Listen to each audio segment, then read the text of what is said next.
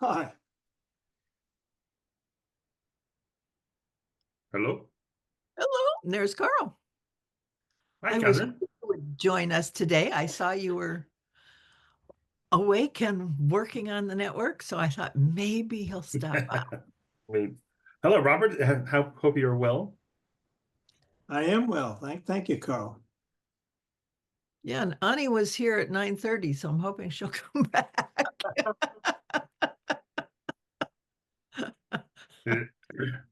How's the architecture business, Carl?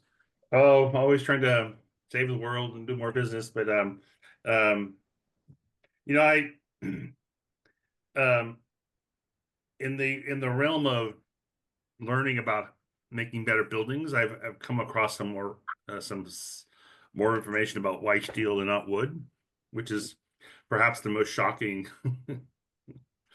um, factoid, which is, and if you're interested, I'll send you some articles. But um, our modern houses compared to the way it's language is our modern houses compared to legacy houses 50 years ago, which is really in the category of this is the bad lumber, or lower quality lumber.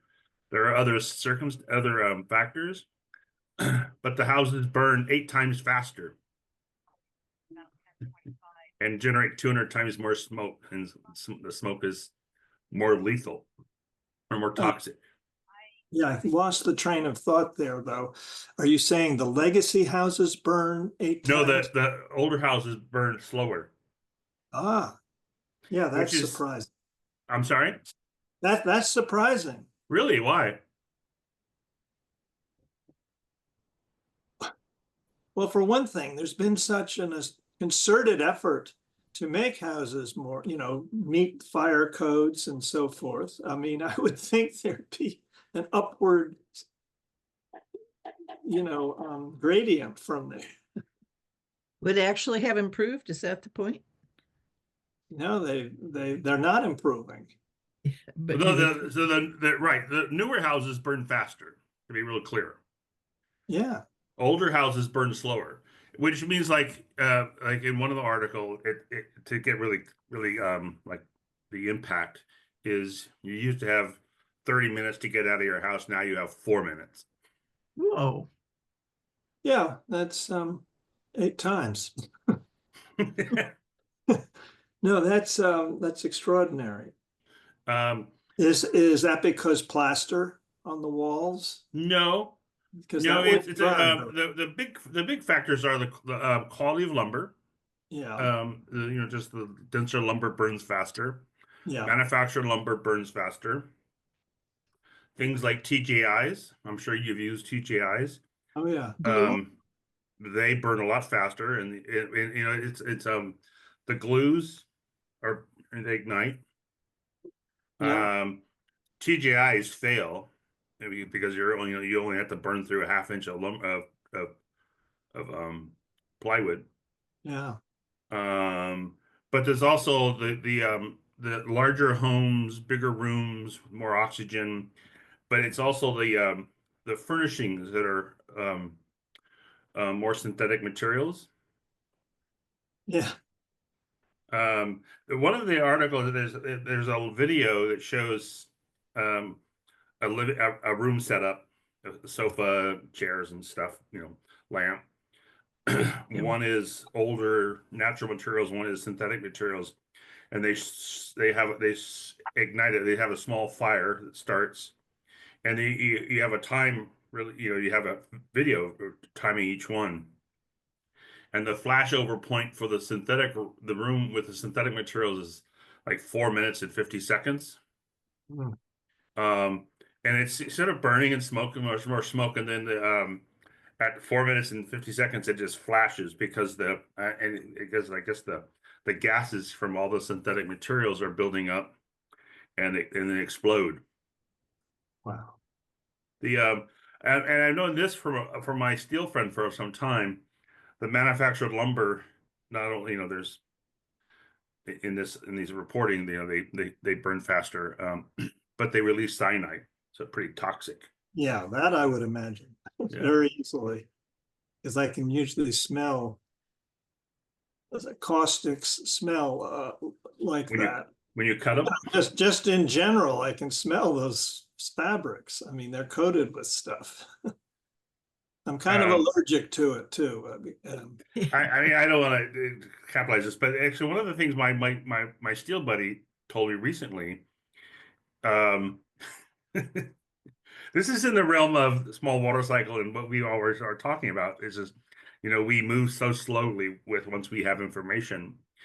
But one of the things that got him to start building with steel in the 90s is he was building a house for a senior engineer from the Flora Corporation. It was a large engineering company. Um, and told him, "Yeah, I don't want to use this manufactured lumber because um, it's toxic." So this is a guy who was an engineer, and this is in the late 80s told on this. And so this is information's been out there, but the design industry, continues to use manufactured lumber. They use more and more. So some of the the articles that I've found documenting, excuse me, documenting the speed of the burning were from 2006, and noted that the increased use of manufactured lumber had gone up quite a bit, in the few years before that, and it was projected to increase even more, which now we know absolutely true. I mean, the use of manufactured lumber, 2000 was just really starting to take off. Right. Yeah, it's used, as I always say, each state has their own favorite materials. Like in North Carolina, they love plastic siding. And I swear, Atlanta, the TJIs and the um, Micro lambs, yeah, are absolutely the favorite. They're everywhere. Oh, I'm assuming they're everywhere across the Nobody country. even does a floor anymore without a manufactured base. No, you really can't. You probably Anything, can't buy anything other than that. well, It's really hard to actually purchase, I would yeah, guess. any sawn lumber more than 12 feet long, you pay a premium. And even if you could buy it, like a 2x12 for a floor joist, used to span 20 plus feet. Now it's limited to, you know, no more than 18 feet Hmm. because of the quality of lumber. It's weaker. Yeah. Um, so you really can't. I not done an exhaustive search on this, but I don't think our sawn lumber will span more than 18 feet when it used to. You could rely on it to span more. Um, that's Yeah. Yeah. Yeah. Where, I mean, I've kind of seen this over the decades as we kind of acknowledge the loss of the natural world in different ways, making things smaller and cost the same, um, starting to substitute stuff in different places. You just can't get stuff. I it's mean, just watching jewelry go from real stones to plastic, um, and they still charge, huge amounts, and it's all plastic stuff. It's just amazing to me. I mean And that people buy it is really amazing to me. it absolutely is part of a larger, But yeah, just the culture that we live in. yeah. Well, we're overextending. We don't have the stuff that we used to have. So they have to stretch it, and that's how they do it. Yeah, Yeah, and um, I like the idea overextended. Where yeah. um Overshoot. overshoot. Anyways, Robert, that was my a recent I find. I wouldn't close with maybe close that as much as I've been looking into this issue of fire and construction, I'm a little surprised that I've come to it this late. And I think it's because, like I said, there's some of the initial research coming out of the UL labs. Right? Is that some really respected laboratories from 2006 and 2007, some a little bit later. And when you Google this, you find stories on major network TV news about this. The risk of fire to firefighters, firefighters who die from a floor collapse from TJIs. That I think it's not so front and center in our Google searches is because the wood industry is silences these issues. Mhm. Yeah. Well, it's all about making the profit. I mean, the whole industry is the construction industry is just absolutely sold on creating the hugest, whatever they can fit on that lot is what they build. And so if it's 4,000 square feet, that's what they build. And, there are no more 1,000 square foot homes. We live in one, my wife and I, was 1,200 feet. But, Yeah, me too. it's just, they're not being built. Yeah. Yeah. Nobody thinks they can make an amount of money by building on that scale. And Yeah. still paying, for the lot, which basically the same price. So, But yeah, I also and Kathryn and I are going to write about this, but um, I could get really kind of cynical about the green design industry, the architectural profession. They're not thinking through these problems very well. yeah, Like I'm being a I Carl think here. that's where we should actually publish some of this stuff, is start to get at the industry level, Yeah. and create a conversation around it. yeah. So the other thing, because you mentioned the vinyl or plastic siding or vinyl siding, Mhm. the other another technology that's questionable and worth exposing is the low E glass that architects use to make buildings more energy efficient. Will melt that vinyl siding and start fires. So I mean, there's an article here about just looking at some of these green technologies and the lack of follow through in understanding the unintended consequences. Like windows melting vinyl siding and starting fires should not be an unintended consequence. It should Yeah, be yeah, yeah. it should be we should be more aware of that. Yeah. We should not do that, actually. We Well, should during make the sure. 70s, we built, with solid wood, small, reasonably small spaces. And we had a great time. We were being innovative with the design and, innovated with domes and other Mhm. Don't things. push me too far. We did use a lot of plywood, of course, and Yeah. that was in the early 70s. That was really taking over. But I just felt it was very hard for me to shift over to the modern concept of a house because it was all designed. All of the shift seems to be patterned by,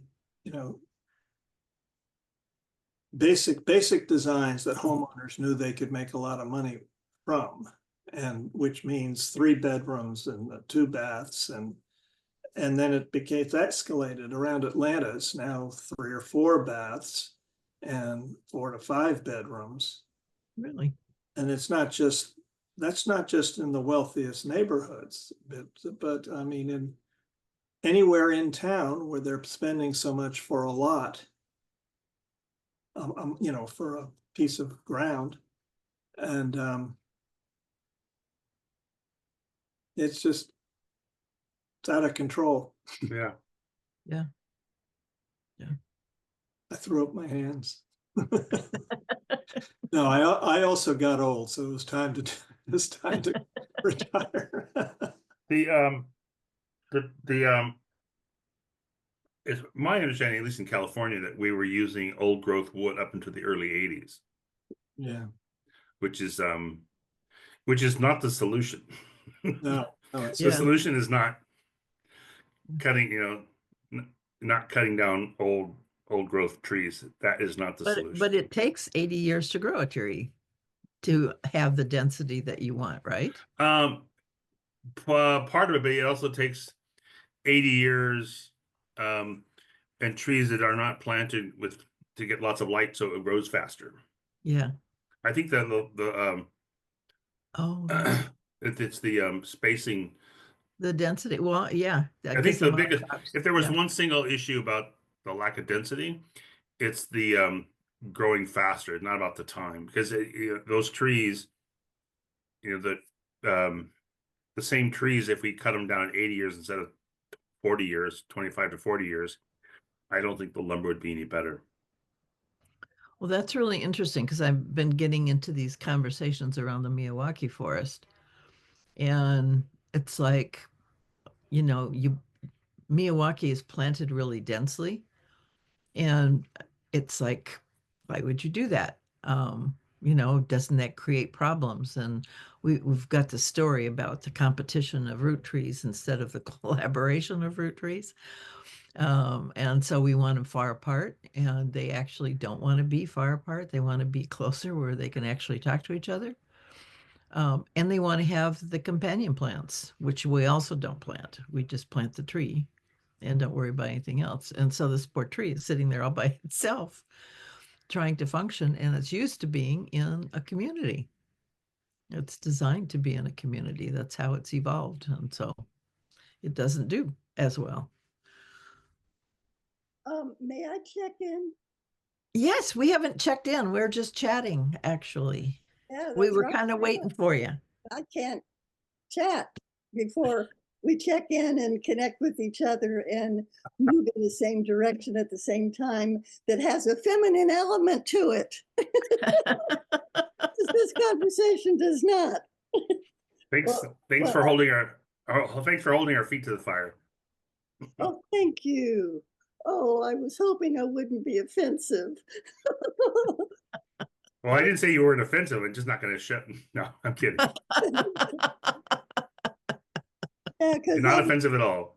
I'm coming into this call like I feel like I'm dimension hopping. And it's difficult for me to tune in without checking in. So So why don't you start? and I do feel like I'm dimension hopping. Because there's a lot, I have a lot going on. I'm in the midst of planning a major move, to move from where I live to Friendship Manor. Oh, you got the place. Yes. Good work. Yes. And there's so much potential there for creativity. And community, yeah. For community creativity. Yay. And that's what my gut is tied to right now. So when are you moving? I don't have a date yet, but we're getting all the paperwork back and forth to housing that we need. So my Section 8 housing voucher can apply, so I can afford it. Very but good. I can walk to the ocean from there. Oh, nice. And Annie, where do you live? in Santa Barbara. Oh, you're local. I am to me. And Well, you, Good reply. I'm in the LA area, so I'm in. So Oh, okay. Yeah, so yeah, I got the Section 8 voucher and Friendship Manor takes it and they they feed you. They they've got a van to take you where you need to go to go to appointments, and it's wonderful. And I lived there when I first moved to Santa Barbara from Indianapolis. I lived at Friendship Manor a while. And I was president of the resident council for two years.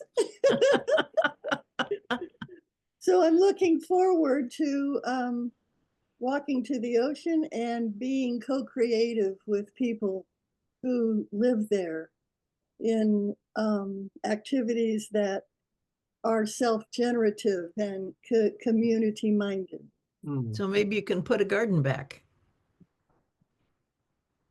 Well, they have so much planting. I can bring the plants that I nurture on my patio here there because they've got room and yeah, I haven't thought about a garden yet. I'm still walking to the ocean. Oh, that's nice, though. That's very nice. It is. Yes, it is. The last time I lived there, um, I I went to the ocean and there was a seal that had come up on land and couldn't get back to the ocean, and another man and I helped it back into the ocean. He took off his sweatshirt, and so we picked it up in his sweatshirt and put it back in the ocean. Wow. was it a baby seal? Yeah. Well, not well. It was. I don't know if it was a baby. It wasn't really small. Did you actually pick it up and touch it? Well, in his sweatshirt, yes. I didn't to its skin. Oh, but that's We picked it up in our arms. It was kind of hefty, so it wasn't a baby. Well, they're kind of big even when they're young, because they're huge when It they're might have been grown. I a mean, baby, they're hundreds of pounds. but he was appreciative. She, whatever it was. Very good. Oh, So you're packing. in my mind, because I haven't gotten to the stuff yet. Yeah. I don't have a date. My friend is my friend Patricia Gall is picking me up around noon, and she knows what we're doing. I forget what we're doing, but she's picking me up at noon, and we're going to housing or something. I'm just so glad I have someone who's not dimension hopping. Well, Oh, it's been about a year or maybe two since you applied there, right? I seem to, because I remember when you applied, but I don't remember exactly, but I do remember the event. So I don't remember either. yeah, it's been quite a while. So Yeah, but it's 3 meals a day and people that I can eat with. I have every meal alone. oh, So this will be so wonderful to very be nice. part of a community and to help it develop. Yeah. Yeah. Because I've got ideas that I want to bring forward with people that want to be part of it. does Yeah. it include intentional dimension hopping? That sounds really interesting. Yeah, I just came up with that term when I came online here, dimension hopping. Well, given that I was born in Roswell, dimension hopping is and I have lots of interest in dimensions and space and stuff. So I thought You it may was have untapped skills. yeah. You're the yogi that doesn't know that you're a yogi. You start talking about it. So sometimes I recognize that, like, I know I'm cosmic. I mean, we're cosmic in origin. I mean, for real. I mean, Earth is galactic, and we're of the Earth. I mean, we're Earth in substance, which means, well, yeah. Yeah, let's finish our check-in because I want to piggyback on that from Paul Hawkins thing the other day. So let's, Carl, check in.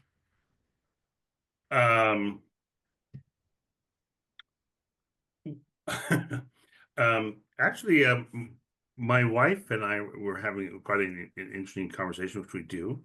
But it's included the small water cycle, and community and village homes and whatnot. But my wife is also a choral conductor, and she also conducts an orchestra. But she was talking about particularly about her concert from Wednesday evening, and then yesterday she checked in with in the class was talking to the choir, the beginning choir. So some of the stuff that they were doing is rather new. But the conversation touched upon something that I thought about in what you and I have been talking about, Kathryn, which is building community. So this, which is just as to tie into what Anya's talking about. I wonder if you could create a singing group, a small choir, because, and this is something my wife and I talked about in the past, is that there's when you sing with a group of people, there's a physiological and psychological bond with them that I think it's hard to replicate. I mean, I think you develop a really strong connection, multi-dimensional connection to people through singing. So anyway, I thought about, Kathryn, what we've been talking about, because it's a way of building community. Amen. So that's my check-in. I mean, and Anya, and I don't want to divert this attention. So we started talking because about the houses, because I just told Robert that I've recently learned that our modern structures burn a lot faster and more dangerous than older buildings.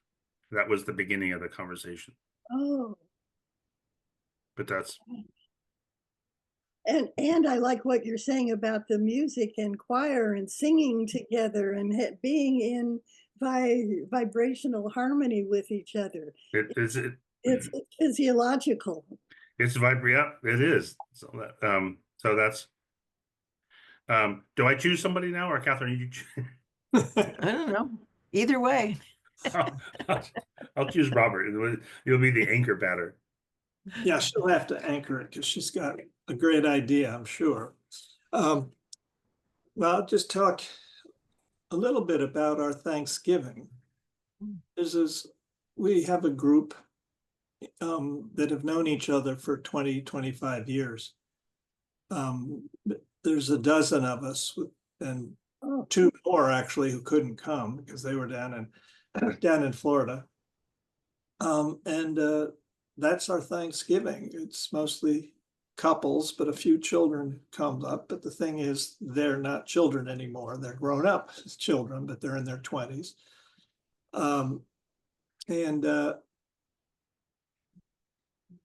It's so unlike the Thanksgivings that I remember, where my mother had to cook everything. It was not a day off for her. It was not an easy day for her, to produce that meal.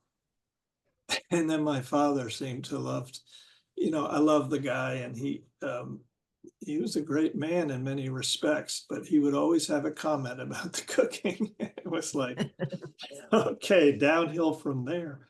And I began to realize that Thanksgiving was just this fraught, you know, family time.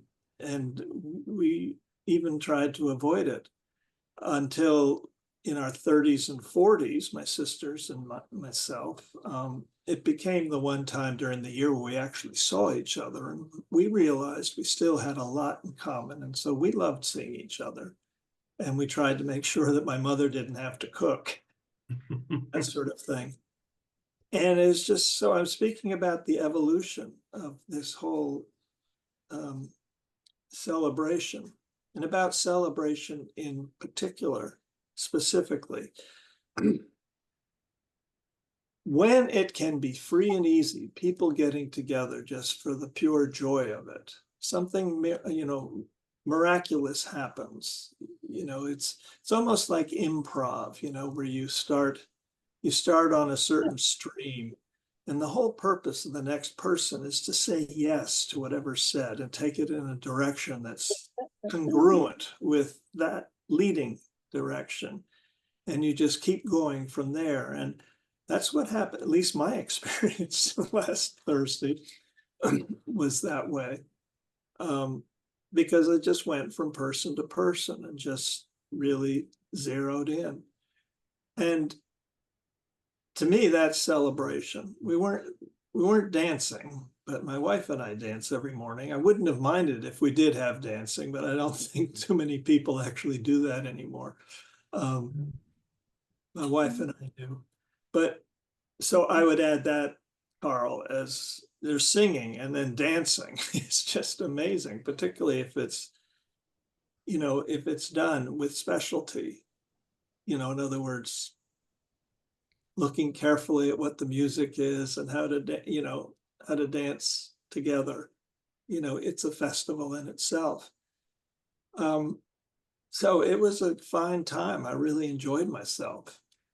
And we got out of town because the one couple that was, you know, hosting live, well, it's about 40 miles away. It's not too far out. Anyway, that was quite an occasion. Nice. Otherwise, life can be a little simple, but it's not, because we keep, Terry and my wife and I keep looking for ways to, you know, keep it new. Beautiful.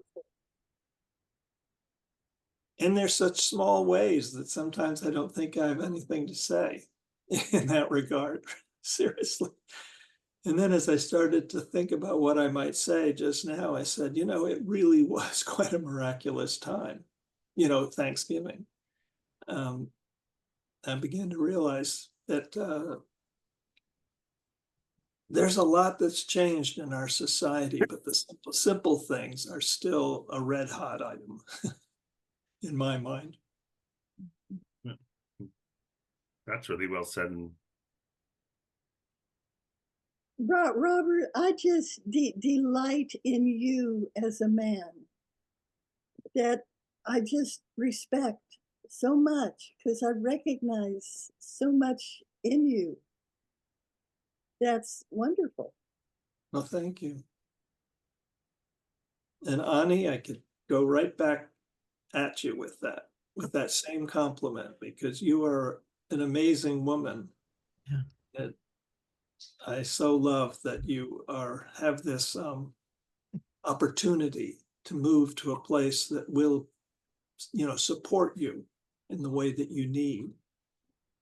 And yeah, it's very important. Yeah, I think it'll be a creative time. Yeah, well, I share that in that receiving it as something very substantial for you. Yeah, that's what I have in mind and heart.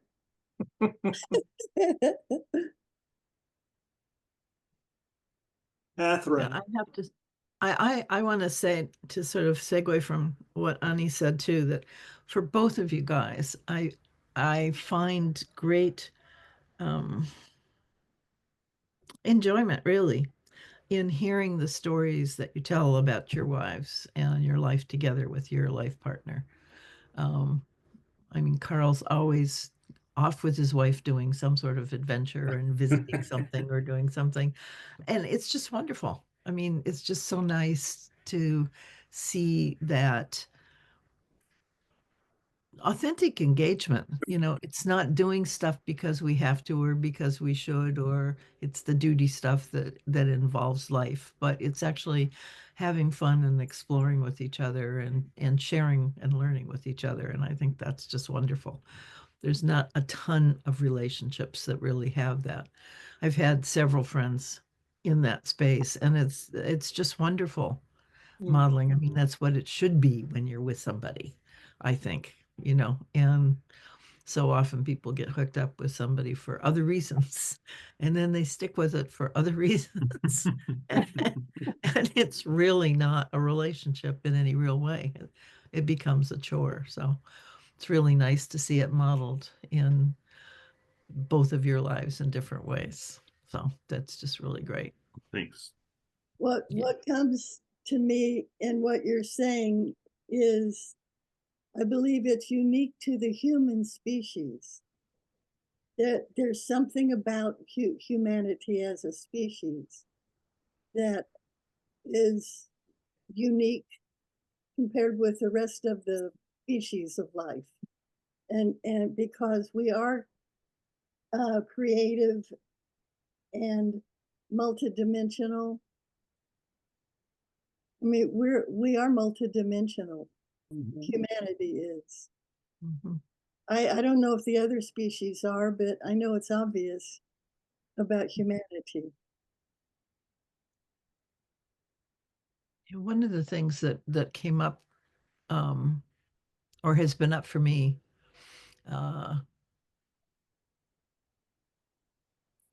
is the I was when I was listening to Paul Hawken and Bayou yesterday or a day or so ago, and Carl, I did send that link to you. I saw that. And Thank you. okay, and I will send it to anybody else who wants. It's a 2-hour video, just so you know, and it's only going to be available for a week, so you like got to do it if you're gonna. But it's truly worth it. Send Okay. it to us. Okay. It's truly worth it. Bayo is a Nigerian philosopher and poet, and he's just a wonderful thinker. And Paul Hawken has been involved in environmental stuff, well, at least from the 80s. I've known him. He was living in Sausalito when I was in Oakland. And I took my class to visit his company. So I know him personally, and he actually remembers me when I jog his memory. And they were talking about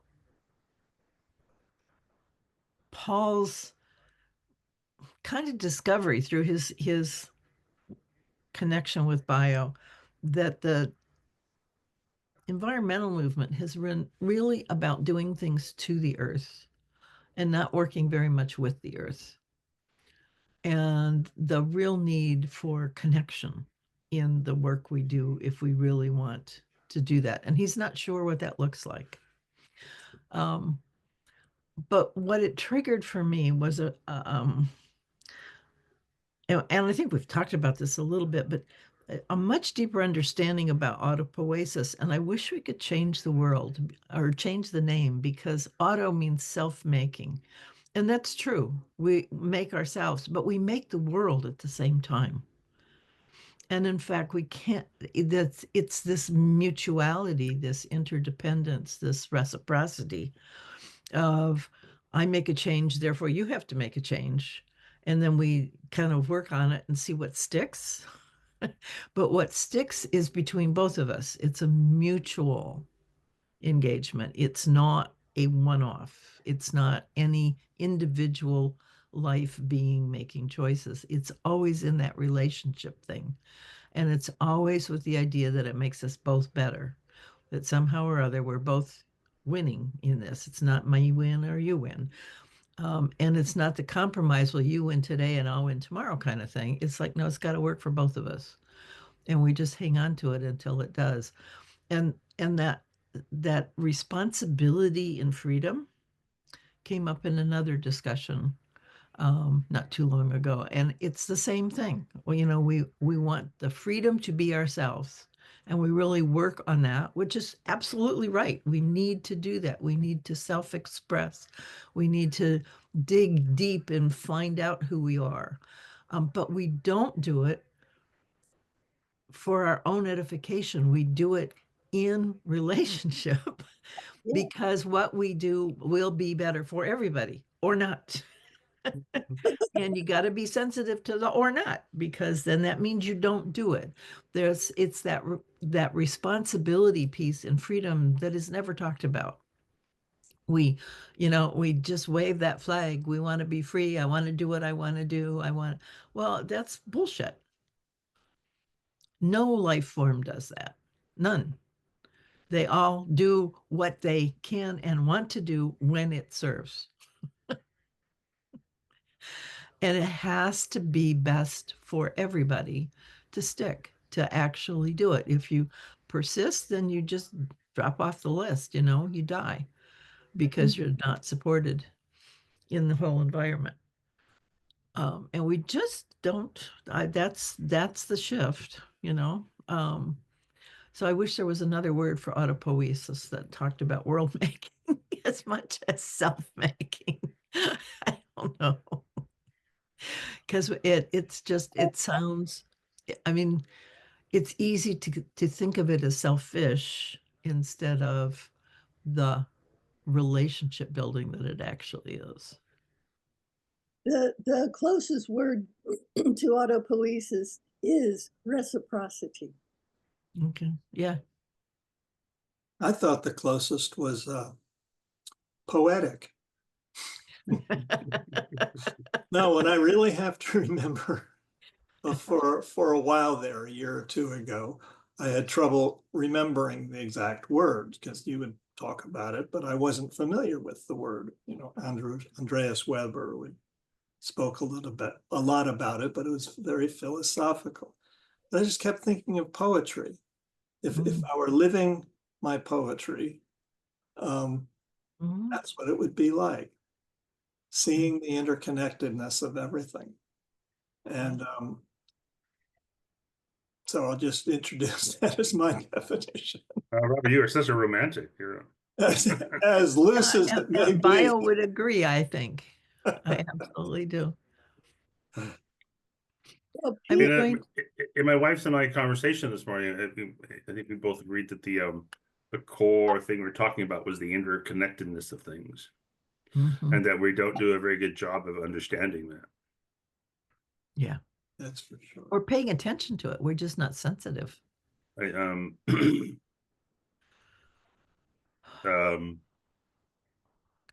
was something you said, Kathryn, that made me think about something. The environmental movement. And I've had the conversations with a friend of mine who's been a planner by training, but very much has been a very active in environmental issues in Southern California. But we had lots of conversations about this when we were doing our project that has been killed by politics in Reed. But the environmental movement is very much about, I think, too much about fixing the earth or managing the earth, or not managing the earth, but fixing the earth, doing something to it. Yeah. And not to be it misses the point that we are part of it. So there's so much of the science and environmental actions are still coming from we are separate from it. And even the idea of, there's people who want to buy land and keep it from not changing, when changing is Right. changing is the thing that Good luck. is, anti-life. so like the preservation, we're going to preserve this. Yeah. We're going to preserve something at a point where we've decided is the right point. And this is, we're starting to realize that that's not how nature works. But the key issue, the key thing to understand is that we are nature. Yes. Well, we have to allow for the movement. I mean, just think cities. Cities really make it hard to move. Everything is so fixed. And and we take out all the places where things would grow. When they grow, grass comes up between the cracks, we pull it out or poison it or do whatever we do. I mean, we just don't allow for that flow. When you look at a meadow, it's different every year because the plants have moved. They're not in the same place because they add what they need to add where they are, and then they need to go where they're needed and add there. And they know that. So they only come up where they can contribute, and then they move on to contribute to another place. So nothing stays the same. Trees are about the only I'm going to only, disagree with you. but the trees really move, Well, they do. I think the idea that Yeah. we make our cities, we design cities with the idea that they're not moving, Yeah. Right. but they are in fact moving. And this, but very specifically, Oh, okay. an idea that comes from kind of a side to this understanding that our modern buildings are burning faster and the materials are a lower quality. But this comes as this idea that so all the apartment buildings that we're building out of all of this manufactured lumber, they're not good for, they're falling apart as soon as they're done. Yeah. So Oh, and they know. the life Yeah. expectancy is 70 years, which is pretty short. Oh, I'm seeing 30 in government policy that they will only, insist on the policy life is 30 years. They don't go beyond Well, that. So if you that build would an be a affordable response thing, to, it only is affordable for 30 years. well, that's that's not what I'm talking about. I'm talking about the actual building itself is going to last 70 years. Yeah. And I Yeah. started to equate this to the tenement buildings in the East Coast, where when we were in college, so the 70s and 80s, there was this idea that Black people, when they move into these neighborhoods, they destroy them. What I learned from my work and my thesis, is that those neighborhoods were already in decline for various reasons. But the Right. buildings, even now, 40 years later, they're still salvageable. You can, because they're brick and you can change them. But the buildings that we're building today, which are kind of they're they're dense like those buildings. There's nothing around them to grow. But those buildings are they're going to be in terrible shape in 50 years. And so all of these apartments that we're building, they're just going to be just tattered in 50 years. So just it's this it's the it's in no, it's it's a it will further what's happening to our culture where the poor get less and the rich get more. And so all of these apartment buildings are being built now, whether Yeah. 5-story buildings, they're just going to be tattered, and it will just be like a refugee camp, which is if we don't change things, they're going to absolutely be economic refugees. It's kind of the fast food of architecture. It is. Wow.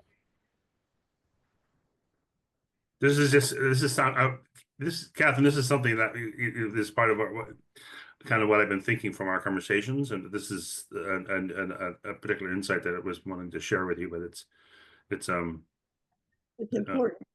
Yeah. Yeah. Well, and it's something that cities can address through policy if they're aware of it. yeah. And just an example, I'm always snooping around I looked up Friendship Manor to see where it was at. Yeah. And I even, I Google Maps and looked at the street view. It's an old concrete building. It's going to be there for, well, for a long time. Yeah. You know, Well, it's been around a long time. one thing I'd like to add to this conversation is the notion of patience. Mm. Because almost, as far as I can tell, almost nothing in our society now holds patience as one of the, you know, the greatest virtues of their process, whatever their process may be. I mean, a friend of mine years ago started a community, an intentional community, and he, instead of trying to force things, he realized that they would do with whatever was available, is, you know, until the natural processes of life, you know, brought about changes that could be tapped into, brought about opportunities that could.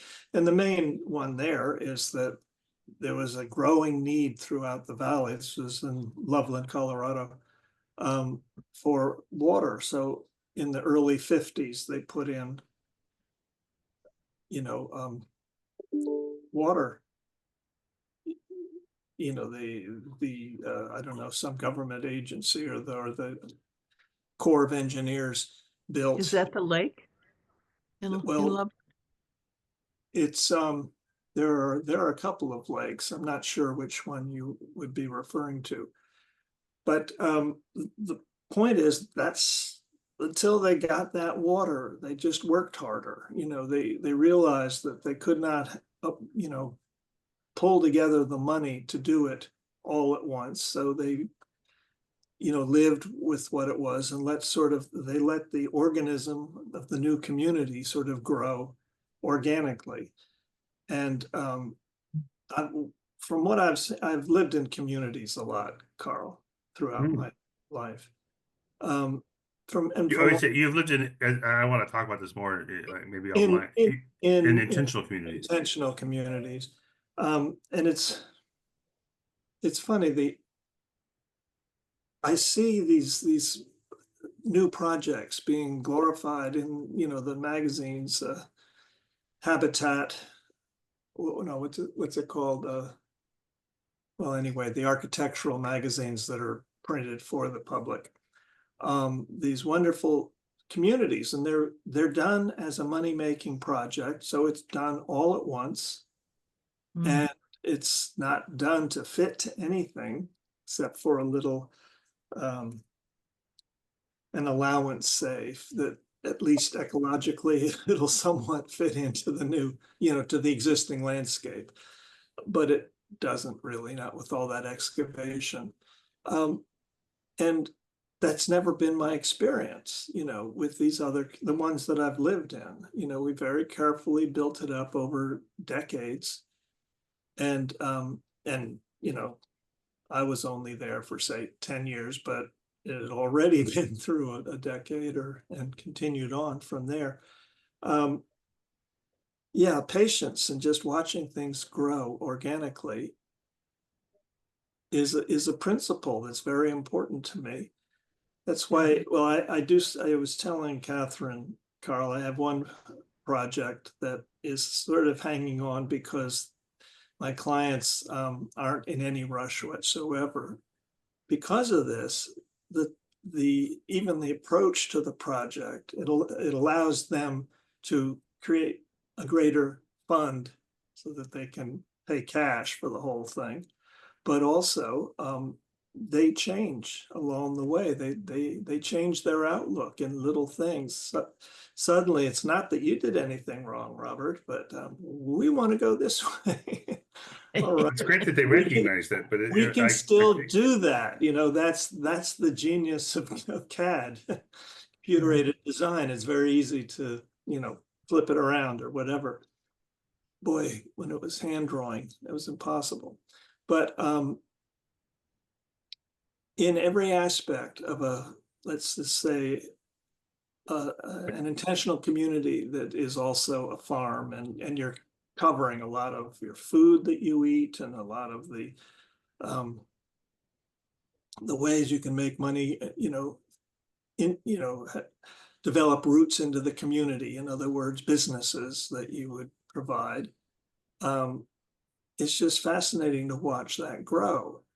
And it takes twists and turns that you couldn't have imagined, early on. And they just suddenly opportunity after opportunity arrives. And as long as you jump on it, and, it keeps growing in a very effective way. Yeah. I mean, it is possible to grow these sorts of communities without them falling apart. But generally, when they fail, it's because too much money needed to be injected from the very beginning, and then you have trouble from thenceforth. Well, that's a stay along about that. I would love to include you in some conversations with Kathryn and other people about this, how you create an intentional community. Because it's been very much on my mind, and the planning of it, I mean, and I probably have talked about this development in Davis, which is, it's a great, I think, an extraordinary example of doing all the right moves to begin with.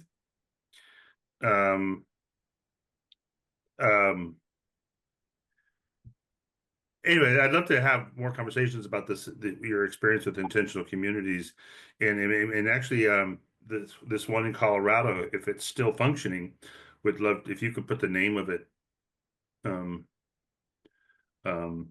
the chat, because I'd like to understand it more. Now this, I'm kind of always looking for good examples of intentional communities because they're few and far between. Yeah, this one is a spiritual community, and that it doesn't have to be a spiritual community. I've been in some that were not, but had the same kind of point of focus, that was agreed, that everyone who lived there agreed with and shared. And that's important. That's imperative. Because right now, when I moved here with my wife, she owned a house here, and we came back to it. The whole street is 13 homes were owned by people who were there, drawn by a specific focus, and it was sort of a quasi, co-housing. Yeah, I think that's true of Village Homes too. When that was first developed, it was a thing of its time. And so there was an interest in doing that kind of stuff. And the people who moved in had some sense of that. And one of the challenges now is that it's gotten to be a very expensive community just because of the change in real estate. And so young folks who can afford it are not necessarily thinking about an intentional community at all. They're thinking about a nice place to live and raise their kids. That's exactly what happened in our case. Yeah. Yeah. So well, they're struggling. I think one of the examples for one of the examples from Village Homes is it wasn't so much an intentional community. As far as there wasn't the, a shared religious belief or a shared. No, but I think there was a culture at that time, and there was a general understanding of what they were doing. So the people who moved in had a sense of what they were doing. It was less spoken than most intentional community. Yeah. And that's what's it's interesting, but it's now revealing that it's that our culture has moved on. It's different. Yeah. But this village home conversation and what you're talking about, Robert, is a really difficult. Sunrise, yes. Ranch. It's Sunrise Ranch. Yeah. Barbara Marks Hubbard went there. She had her last days there. Yeah, I've been there too. Yeah. And there's been a lot of change. It was first 1947 was when the first part of the property was bought. And so here it is, 2024, and it's still operating. And it's gone through a number of changes. but, Yeah, now it's a retreat, but there's still a part of the community that lives there. oh that's yeah, sort of very outside of the much so. retreat. Yeah. And, it's actually, it has international connections. I mean, Yep. you know, that's Yep. when they really, you know, the older and more settled communities do that. There's such a yearning. There's this whole connectivity between these types of communities. Because it's built on all the things we need: cooperation, you know, care. Yeah. Uh, Yeah.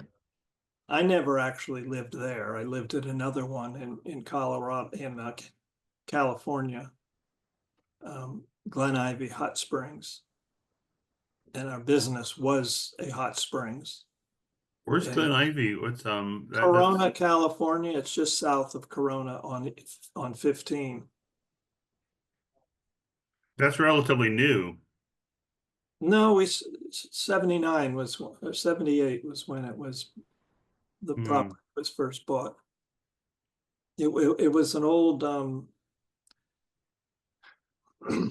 hotel, and the hotel was, you know, adjoined to the hot springs. The hot springs was authentic, you know, sulfur water. And but it's been modified into a very very up to date, you know, hot spring resort and spa. I haven't researched Friendship Manor, but my understanding is that it was started by a nonprofit organization. Mm. I'll find out more about it. Yeah. Yeah. Yeah. Yeah. What they intended to have happen there. Yeah, Yeah. And then how that idea still permeates yes, the management and residents. Yeah. Yeah, this Because is you said important. how much more community you find there, and how much more open they are to people doing things, where you are, it's very much controlled, and they're Oh. afraid of people doing things. Yeah. Yeah. This is just warehousing Yeah. where I live now. I mean, it's lovely. Hmm. It's safe and everything, but it's senior warehousing. Yeah. And the interesting thing is, it's an attitude, you know, that develops. Yeah. Like where we are right now, it's called South Garden Court. It was a PUD development back in 86, 85. And we all, I mean, I wasn't there then, but they all had this commonality and this focus that was agreed to, and everyone went along with, to the effect that when I got here, about 5, 6 years after I got here, so about 2011 or so, a lot of the houses were starting to fall apart because they were terribly built. And, you know, I just, with a whole bunch of different friends, and I mean, contractor friends, but also from the street, we've gone over every house, and we gave advice as far as, you know, things that, you know, we weren't going to undertake, but that we urged the owners to do so. But some of the things, we spruced up the houses, which we just did ourselves. You know, we had the homeowner buy the material. Like the porches were redone, so they looked attractive and substantial and whatever, you know, but that alone served as an anchor to the thought that, you know, let's take care of these things. And Together. now they look better than they ever did when they were new. You know, it doesn't take much because they're simple houses, very simple. And so that attitude is still here, even though the initial, which the theories behind the beginning of it maybe are totally disappeared, or I shouldn't use that word. They aren't seen as central anymore. But the attitude, is still there, and we meet out in the street all the time, all the way up and down the street. And some of us are been friends for 30, 40 years. So it's sort of at this point, an accidental community. Now, here's the thing. I just want to, I'll finish up in just a sec. We needed a fence to, the property has a river running through, a stream running through it. So it's only built on a small part of the property. And we wanted to fence it off because everyone thought it was a park. And so we wanted to get some control. We never got around to putting that fence in, but then the city came along and said, well, we need to put a sidewalk here.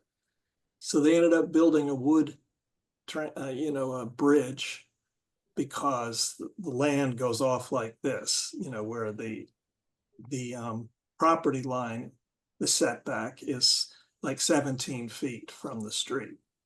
And it's sloping, so they had to bridge across the whole thing. So what that does is, among the trees that that were there, it brought the thing up.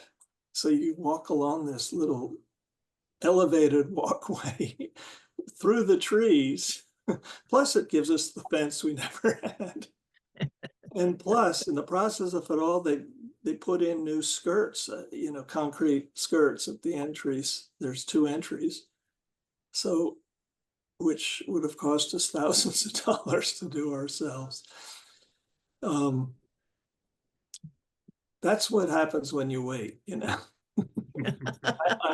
I actually saw that as part of sort of almost a divine process of everything coming to, some kind of right. What you wish for and intend, the universe brings, and you just have to wait. I have to excuse myself now.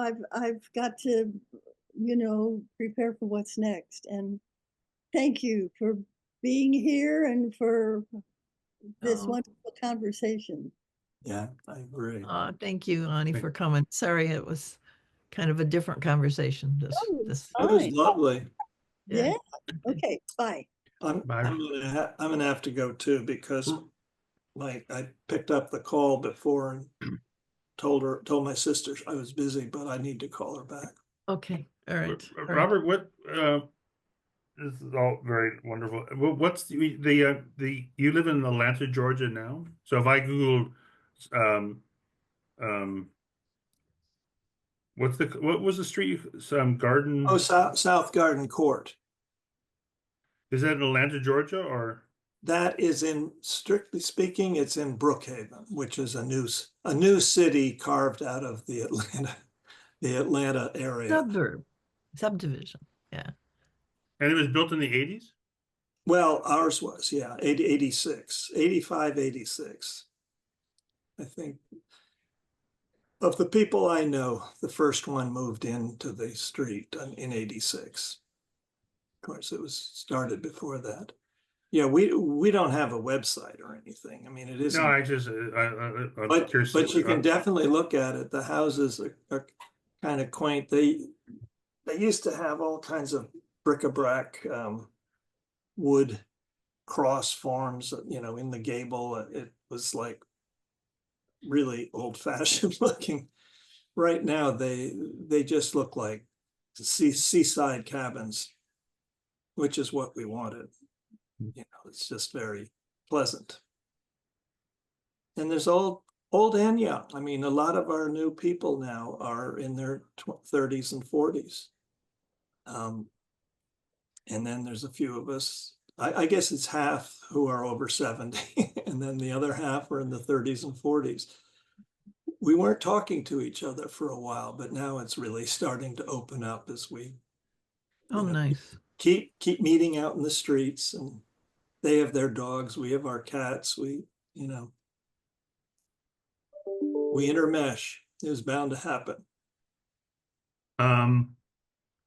Just as this notion about changing demographics or changing community, somewhere in reading a history, I picked this up from a Roman historian, but this has always happened. A neighborhood changes from as the buildings get older, or the ages of the people change, and new people move in and move out. This is sort of obvious thing, but it has been around forever. But these questions that we're talking about are really essential with Kathryn and some other people having this conversation about how do you develop a regenerative community. These are all Maybe good that's a lessons. better word for a regenerative community, because I would think South Garden Court, I would call a regenerative or community, because in so many ways it operates that way, as opposed to an intentional community, which to me is a different meaning. Yeah, I think regenerative is a. Go ahead, Kathryn. I'm sorry.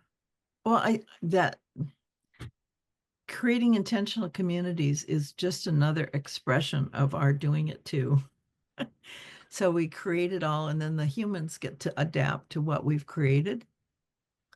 It's not generative in any way because it hasn't come from the desires of the residents or what the people need, really. It's tweaked afterwards, but it's not generative in that way. This is Kathryn, I keep thinking about Michelle's idea of an exercise that starts with understanding your own, what she calls Identity. natural environmental identity. Yeah. And then having a conversation with a group of people so you understand each other's environmental identity. There's something really to that. Yeah. Yeah. Anyway, let me reach my sister, because Okay. All right. before Thanks, she Robert. goes out. Okay. That was a wonderful conversation. Okay. Yes, indeed. Thank you, Robert. Well, I had to get ready for a 12:30 call, but very well, wonderful stuff. Robert's full of surprises. Oh, he's amazing. He's just amazing. And he is actually really, really sick. Oh, Yeah, he's got cancer. I think a couple of types actually. And he's been doing a lot of alternative things and he feels better, but yeah. so he's been. It seems like he's been drawn to these intentional communities from faith. All his life. Yeah. Yeah. And he talks at the same time about his resistance to people and how he's spent his whole life on his own, very much spending weeks alone in the wilderness and that kind of thing, because he just couldn't deal with the way it is, and how his just natural curiosity. I mean, he's got such great stories. He used to do a lot of hitchhiking, and he used to pick up hitchhikers, and so he will tell stories of these people that he picked up and how they got into these wonderful conversations, even though the original experience might have been, oh my God, what have I got myself into? And yeah, he's just amazing. He's just amazing.